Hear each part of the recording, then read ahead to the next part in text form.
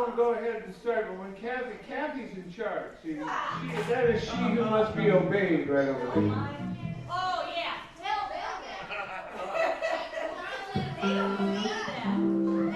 All right. Did you hear that, everybody?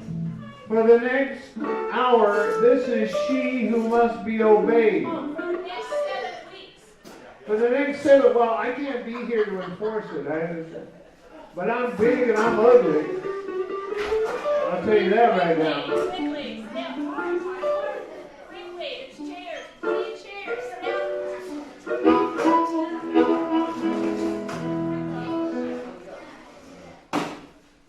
I think we're just about there. I was just I want to make sure we have all the kids done. What time are we going to stop?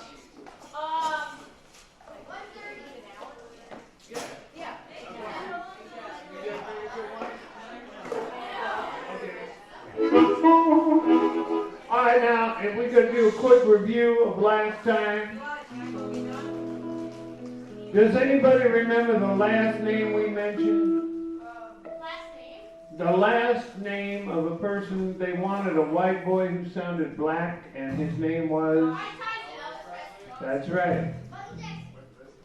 And the first band we talked about for Californians, baby boomers, was a band called the Rolling Stones. Because out here we didn't hear no blues. Although I met a guy who in 1962 used to have his mama's radio, and he could hear KOA.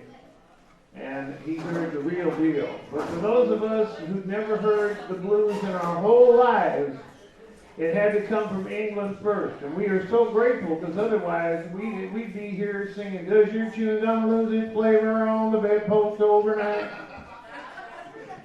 Now so we're going to do a little Robert Johnson, some Sweet Home Chicago, and we're just going to follow, we're going to stay in E, I think, if that's okay. And, we're just going to follow Mr. This is Johnny Guitar Knox right here. See, what we do is each person introduces the next person.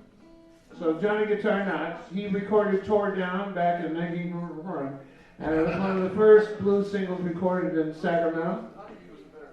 Well, okay, Honeybee back in I didn't want to overdo it. Now you introduce the drummer.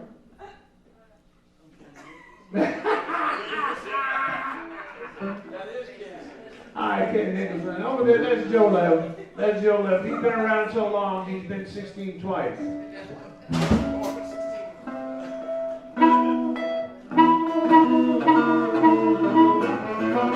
Come on, baby, don't you want to go?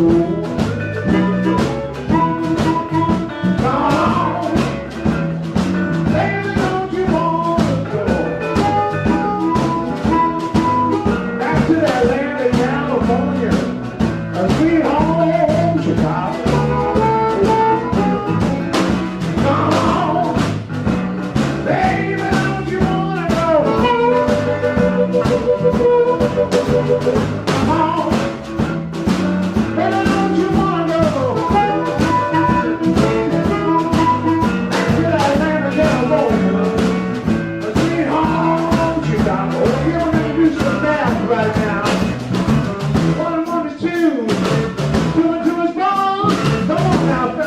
When you say, oh, Johnny, baby, don't you wanna go? Back to that land of California, you know they got that sweet home Chicago.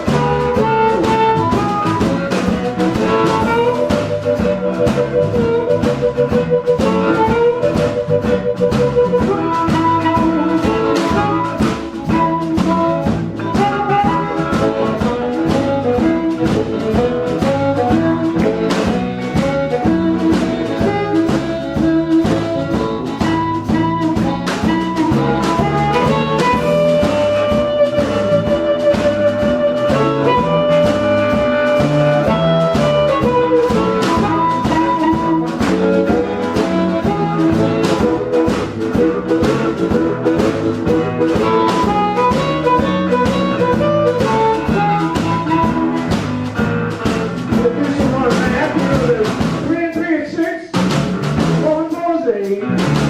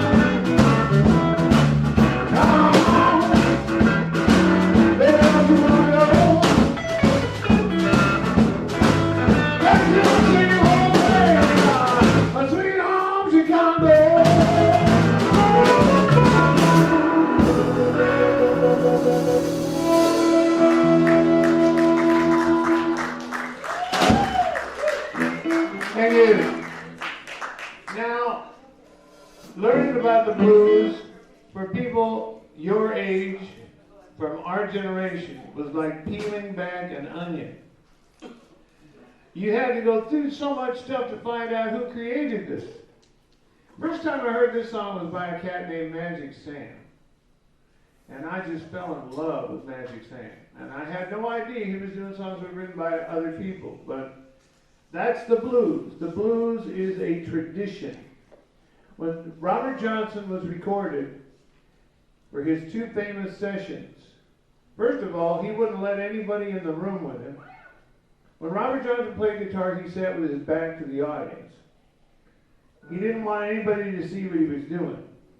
So they had to record in the room next door and drill a hole through the wall in the hotel. And he recorded these songs that were basically folk songs. But of course, this was before there was such a thing as copyrights on blues songs. So he got the credit for writing a lot of songs that he adapted.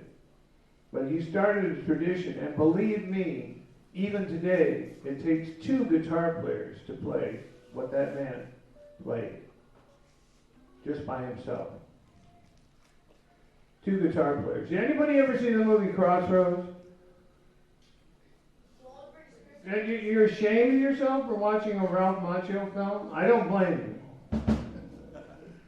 But if it was The Karate Kid 3, I'd really be ashamed. No. But in that movie, he takes on the spawn of the devil who plays guitar. See, has anybody heard the myth of the Crossroads? What happens in that?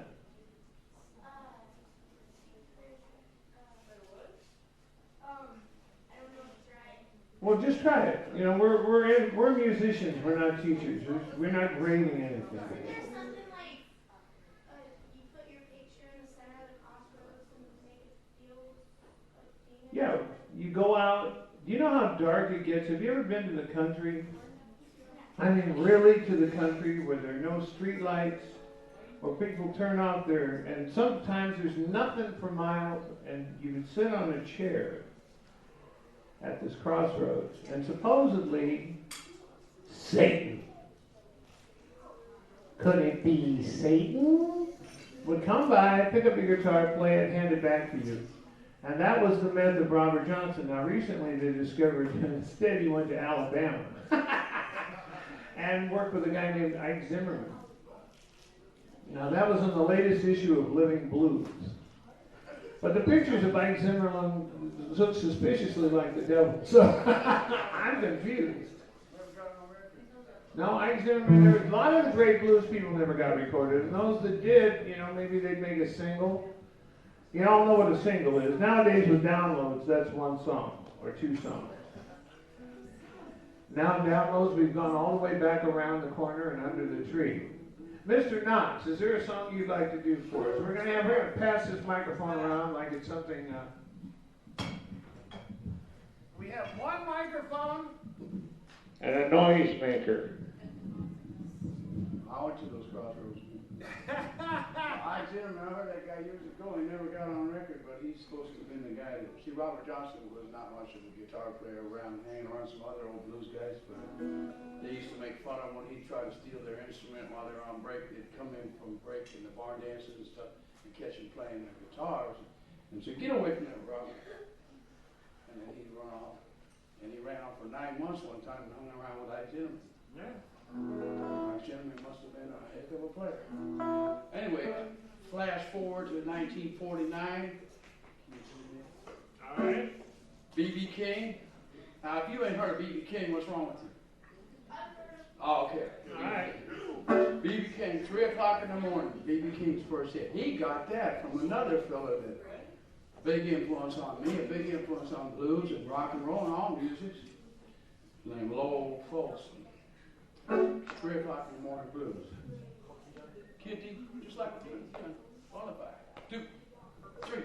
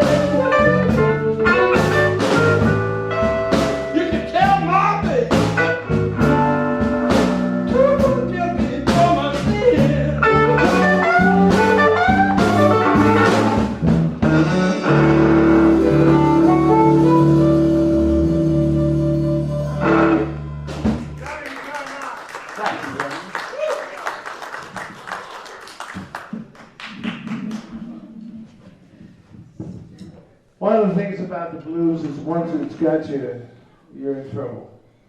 Because I'll tell you what, you sure ain't making rock and roll money. You're not making Christine Aguilera money, I'll tell you that much. But you know what? When you play, you feel good. Now, are there any people out there, I mean, this is kind of a music class, sort of, kind of. And I don't see the young fellow with the short blonde hair in here today.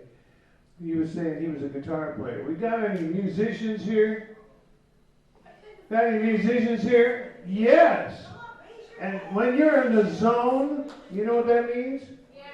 When you're playing and it feels good to you, and it's good to you, there ain't no better time. When the music is good to you. Now the blues is the basis for every kind of popular music, except like a rubber ball, I'll come bouncing back to you, or some stuff like that. Which unfortunately, until the Rolling Stones showed up, was all we got to hear. Was Blue Velvet. I mean, you know, Johnny actually had himself cryogenically frozen until the blues came back. He couldn't stand listening to what was on the radio. But you know, the blues have taken on many forms. Y'all know about soul music, right? You know what soul music is? The Supremes, the Temptations, Sam and Dave, Grandma and Grandpa's music. Grandma and Grandpa music, okay? But back in those days, that kind of music, even though Sam and Dave's music had a little bit more of an edge to it than the pop music coming out of Motown, and you know what Motown is? It's short for Motor Town. Motor Town being Detroit, which was where they made the cars. So they kind of took over, and the blues got shoved to the back. And if you were listening to the blues in an 8-track, you know, in your pickup truck, and you were listening to John Lee Hooker, well, you were kind of thought of being, to quote Mr. Lowell Folsom, country, straight from the woods. You weren't sophisticated whatsoever. However, there were some cats who recorded for the Duke Peacock label who managed to get around that. Now, one of the first songs that Mr. Elvis Presley did was taken from a song by, a recording by Junior Parker. Junior Parker had a very sweet, bluesy voice, very soulful. So there's something that happened called soul blues. Bobby Blue Bland, Junior Parker, and then a cat named James Brown came along, and Junior Wells started getting funky. I can't get as funky as Junior Wells, but Joe Lev can. And in fact, he can sing a Junior Parker song for you. He can do Next Time You See Me. Mr. Mick Martin, everybody. Right from the bottom, yeah. 1, 2, 3, 4.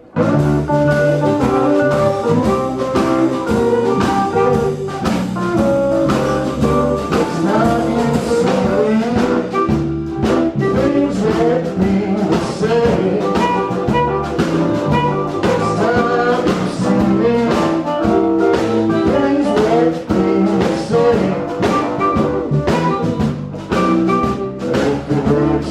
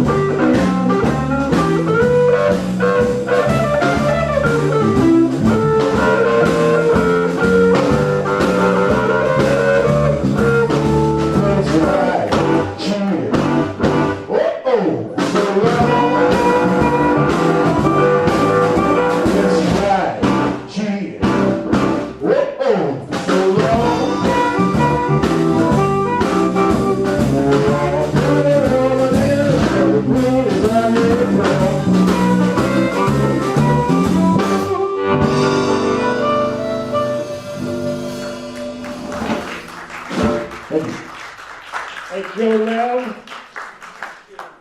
laying it down for you. You can, you can kind of tell that we're not in a band or anything. In fact, I think this is the first time I've played with Mr. Knox. Many years. Yeah. He was your age. Were we ever that young, fellas? Yeah. But one of the things that you find is that when musicians of any kind get together, even country musicians, they'll jam on the blues. That's because everybody knows the rules of the blues. Now, Johnny is a walking encyclopedia of the blues. He's been playing it all of his life. I expected him to hit all those, but it's not an easy thing to get a bunch of people together, play a song, and did you notice when he sings, you're loud, cheated. Whoa, so you notice how we all did it together? We didn't rehearse. I mean, so it's like a language. It's like a language that we've all learned. Then some people came along, Jimi Hendrix, Eric Clapton and Cream. They kind of scattered it a little bit. I mean, it's like, there was one band called Lucifer, didn't stay together very long. I think they lost their souls or something. They each had 8 Marshall amplifiers. Okay? There was a guitar player and a drummer who played the bass on a keyboard. So he's playing drums like this. I mean, just so they could make the most money they could at any gig. They were so loud, they gave me a headache. So the band went down. We played on the same bill. We went down way back. This was at Freeborn Hall.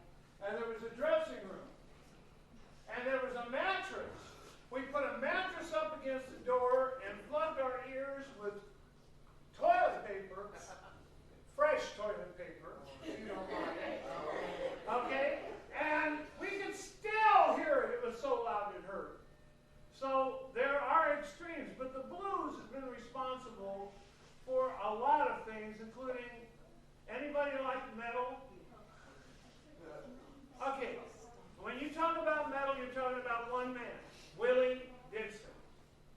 Willie Dixon wrote songs on the bass. So most songs in metal have like a really dominant line to them, right? You're playing something, sometimes the guitar and the bass is playing the same thing, right? Real heavy together. Led Zeppelin is considered to be one of the first heavy metal bands. Somebody said Deep Purple the other day. But the thing is, heavy metal came out of the blues. So I can't. What's a good Lion song? Lion song? Anything you want to do. Any Lion, heavy metal, Willie Dixon.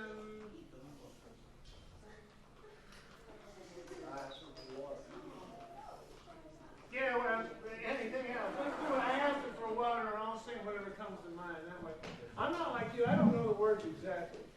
I sang "When the Land of California" just for Johnny. See, a lot of people, you notice that, right? I'm going to go to sweet home Chicago and the land of California. Did you notice that? Does anybody know that California does not contain a city called Chicago? We've got a Pittsburgh. But we don't have Chicago. Robert Johnson had never been out of the South, so he thought that Chicago was in California. An obvious, easy mistake for a guy to make.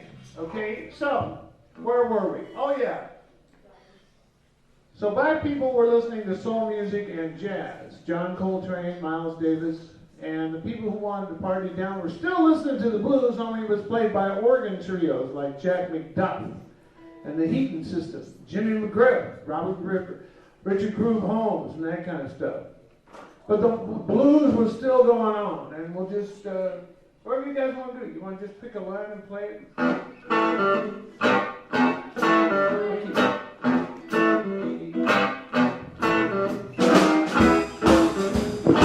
Okay.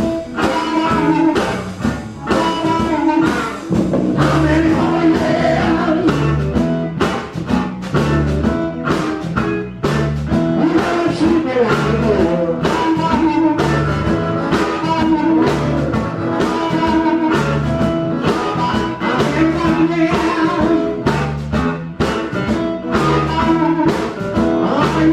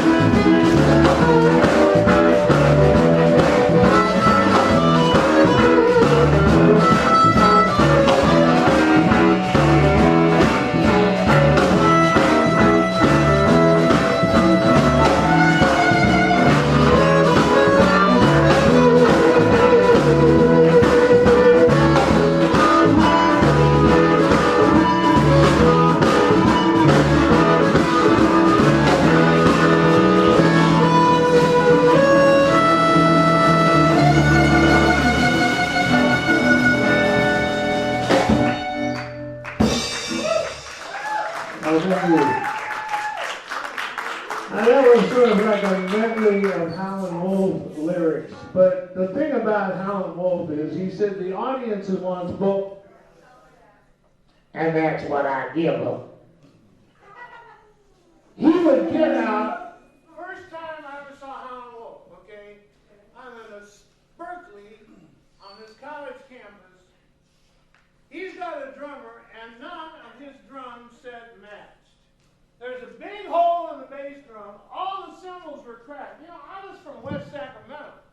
When we saw the Beatles on Ed Sullivan, we all went out and bought drums that looked more like that. They were all the same color.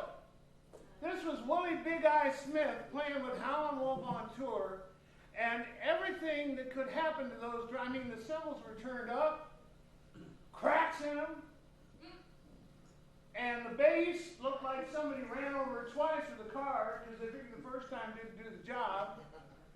And Howlin' Wolf was dressed in a faded shirt, buttoned right here once. He had on a baseball cap backwards. This is 1966. Nobody ever thought of turning their baseball cap around in 1966. He's got a broom with a microphone attached to it, and he's crawling around on his belly on the stage going. Oh my God, it's so weird. Now, really, if you think about it, It's weird, but the thing is, he wanted to shock people. What's the difference between that and Alice Cooper doing a beheading, what was that, in the 70s? And some of the stuff that Kiss did later on. I mean, the blues guys all did it first. They were showmen. They had to keep people interested in what they were doing, and they were also great players. Some of the things that Johnny's been doing here, Robert Jr. Lockwood, I heard a little taste of that in there. You know, these guys could play jazz as well as blues. So I'm going to relinquish the microphone and give Johnny a second here to think about what he wants to do next. You are here to learn about the blues. This is the only original American art form. Now, when you start talking about it academically, it does make me yawn too. But think about it. Of all the things that America gave to the world, the only one that was truly original was created by African Americans who also took it in the direction of jazz and soul and funk and rap and hip hop. And the blues is, hip hop is the blues. Rap is just the earliest form of blues. They call them hollers. Hollers. If you didn't live in the holler, you probably sang a holler. You ever been to West Virginia? Interesting place. Was down as well. We'll talk about it later over some moonshine. Yeah, referring back for a moment for you to Mick talking about we didn't have good music to listen to until the British invasion of music. They call that the British invasion. Right. I was a little bit luckier than some of us, Nick. I had a friend who had older sisters, and at the time, the kids, college kids and high school kids would party to music. They'd listen to the Kingsmen. They'd listen to. We had a hit song called Louie Louie. You could hear that on the radio, but that was pretty cool. And they had Chuck Berry, who was the poet of American teenage life. And Chuck Berry was a young black gentleman from St. Louis, and so he grew up around country music and rhythm and blues, and he infused it into early rock and roll. When rock and roll hit, that's the way his rock and roll was sounding, country music and rhythm and blues combined. But I was lucky because these kids also partied to a guy named Jimmy Reed. So when I was 12 years old, I was already listening to Jimmy Reed. When I heard B.B. King when I was 15 years old, I'd already been playing guitar a few months. And kind of reminds me, later on, Jimi Hendrix came out and had a song called Are You Experienced? And he's talking in it, and he says that he will never hear surf music again. And that's exactly what I felt like when I heard B.B. King. I will never play, I was learning surf tunes on the guitar. I said, I will never play surf music again. I got to learn to make a guitar talk like that man is. Blue Shadows, Joe, give him a beat.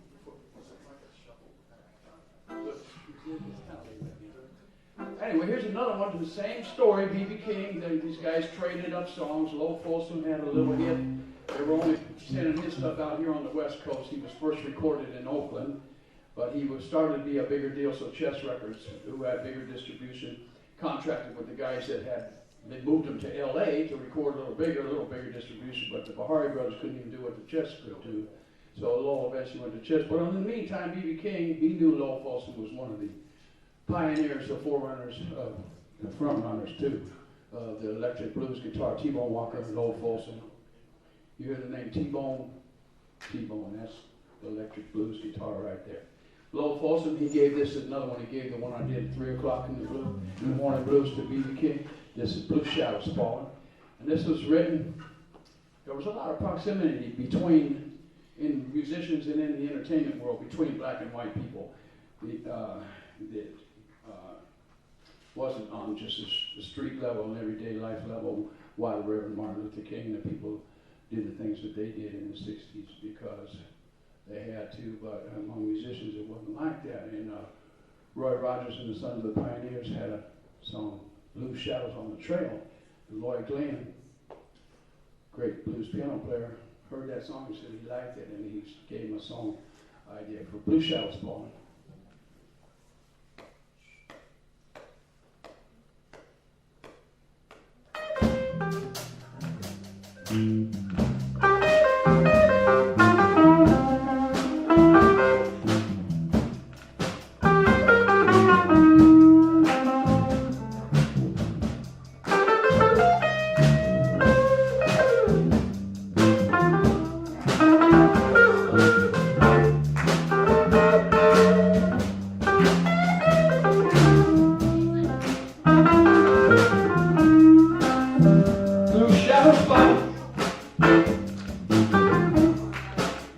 Since my baby went away,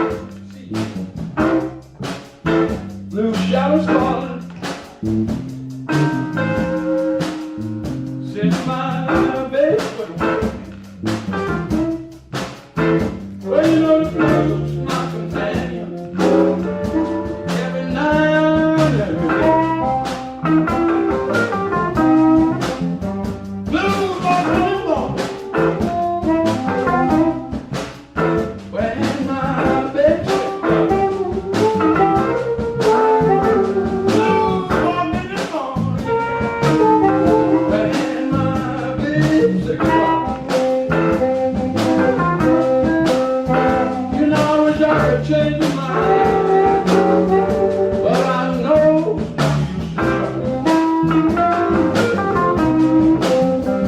talk to me, baby.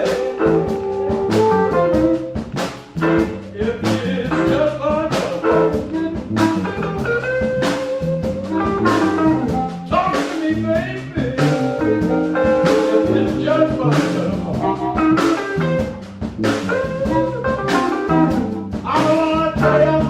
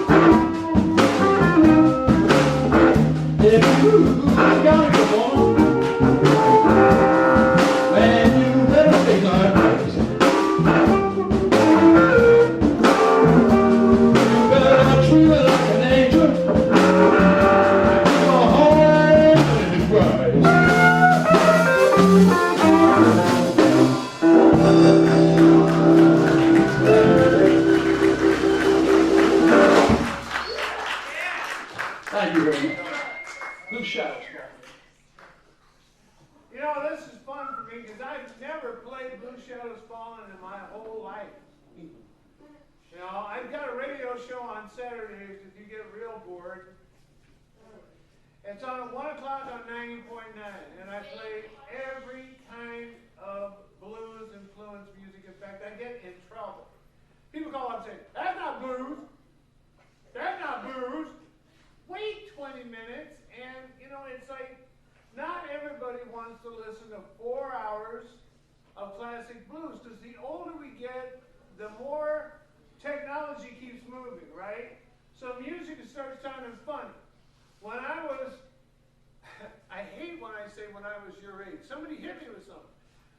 They had something called a 78. It was all scratchy and stuff. And I couldn't listen to it. It sounded sort of like our microphones sound today. It sounded old-timey. It sounded kind of funky and weird. But that's the way a lot of the music that we fell in love with is sounding today. You listen to Muddy Waters, and his records were made up of things that were released in the late 40s and in the middle 50s and in the 60s. You know, they didn't have blues albums, CDs, back in those days. They made nothing but singles. Then when the Beatles and a lot of bands like that made the you know what an LP is, right? You've seen vinyl, right? Which was what came out before CDs, which are now going out of style because everybody got an iPod. So those people who make and sell their music are going, damn. You can say damn, can't you? If you're referring to a big piece of concrete that holds back water. Wholesome damn. We don't know what's going on. But now it's like when we listen to the records originally, it didn't stick out so much that some of the things that they recorded or released were from different decades. Can you imagine buying a record today by a favorite artist? Somebody name somebody they like. Anybody? Okay, and what if they found something that artist recorded in 1970 and put it with something they recorded in 1980 before you got to liking them, and then something they recorded now? It can sound weird to you, wouldn't it? Not even a little bit? Don't you think music has changed a little bit since your parents got together and dated and stuff? I don't want to talk about the fact, I know you were all immaculately conceived. We have a room full of Jesuses here. Because I know you don't want to think about your parents having sex. Now wait a minute, I didn't talk about your grandparents having sex. But you know what they say? Chances are, if your parents had children, so will you. Because if your parents don't have children, then anyway. We'll get somebody else to explain it to you. But what did we say? Originally, blues was gospel, and they sang about loving. Loving, yeah. Damn Jesus. That's good. I like that. Two weird words put together. But they changed it to loving men and women, right? So that's why blues, a lot of times, they'll repeat the first line of the song. We're going to have you sing along with us. You think maybe we could do that? Mojo and G, I'm going to do the Otis band part. Mojo. Thank you.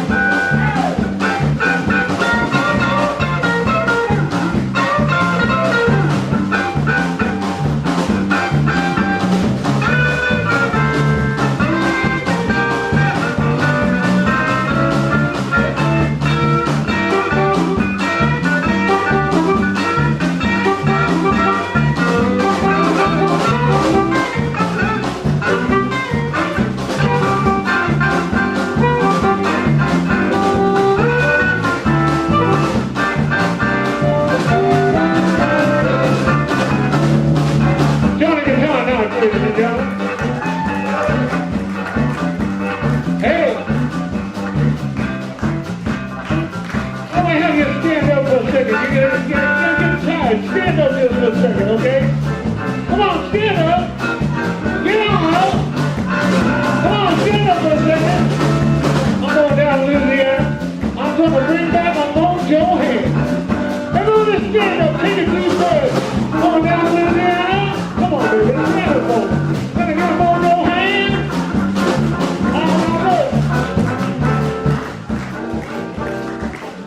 What we have here, has anybody seen Cool Hand Luke?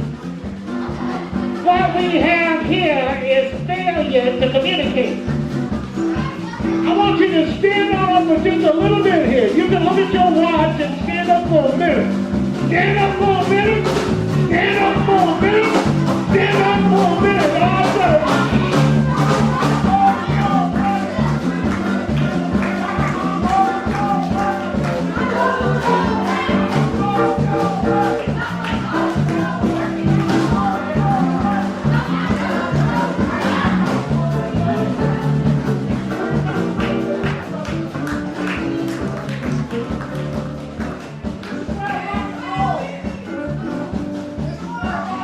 This is where rock and roll was born, okay?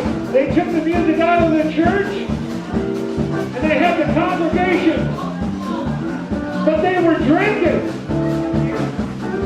I want you to imagine yourself having had a beer. Hey, got my mojo, what? Got my mojo, what? Mojo, what? Come on!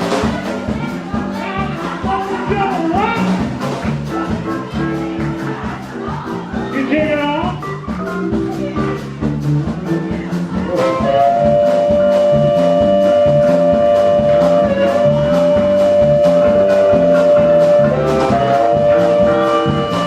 Burst it out.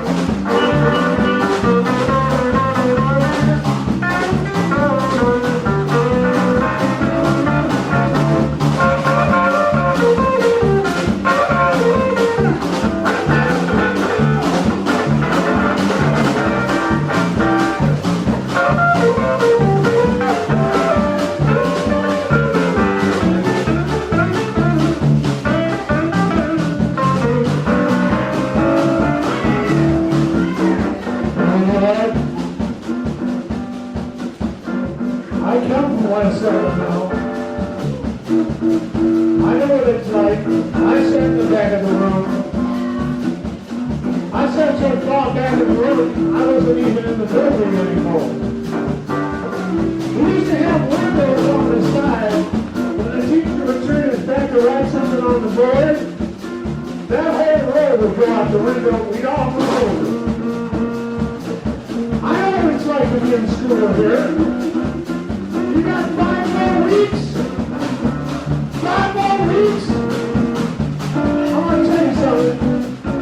Well, I can't remember when it was driving me nuts. I can't remember nothing that was driving me nuts. I said I can't remember nothing that was driving me nuts. I can't remember nothing that was driving me nuts. Well, I can't remember nothing. I'm just about to lose my mind. Let me tell you something. You know, I walk into the room, can't remember why I'm there. And we were walking in the living room, and we were walking through the room, can't remember why we're there. Well, I walked into the room, can't remember why I'm there. I played out all my head off. Well, I can't remember nothing that was driving me nuts. Well, I can't remember nothing that was driving me nuts. Well,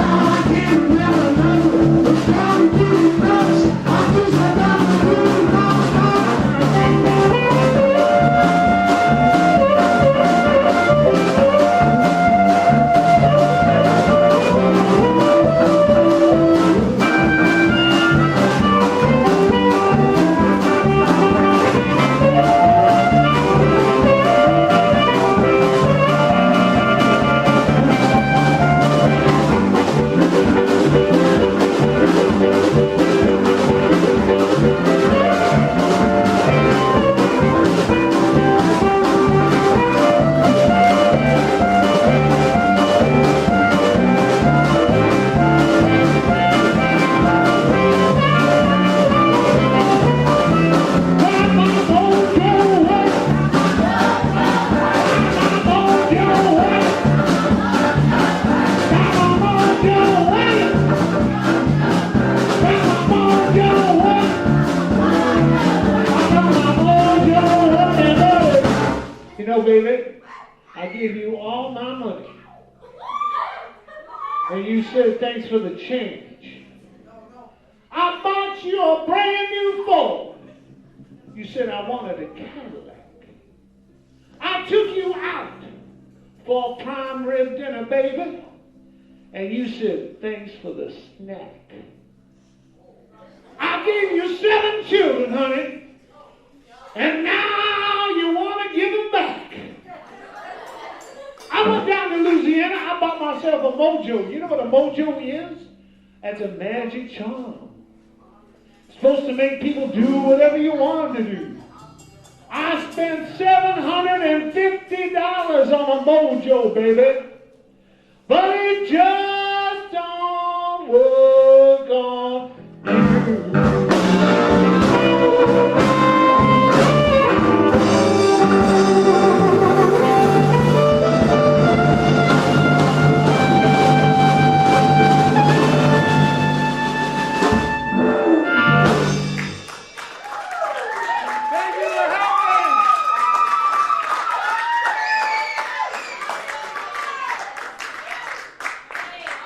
One more big thank you to them. This is something special that we have.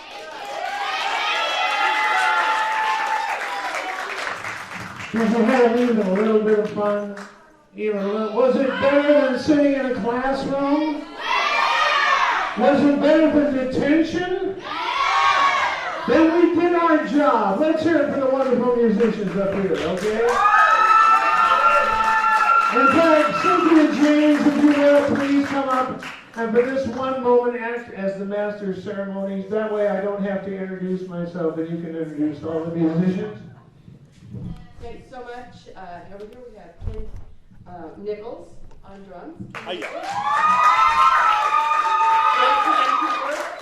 Joe Lab, wonderful bassman in Sacramento. He's in like 15 different bands all the time. John the guitar master, one of the well-respected guitarists here here in Sacramento and all over. Known all over the world, ladies and gentlemen. Johnny Guitar Knox. International blues historian and star, our very own Mick Martin.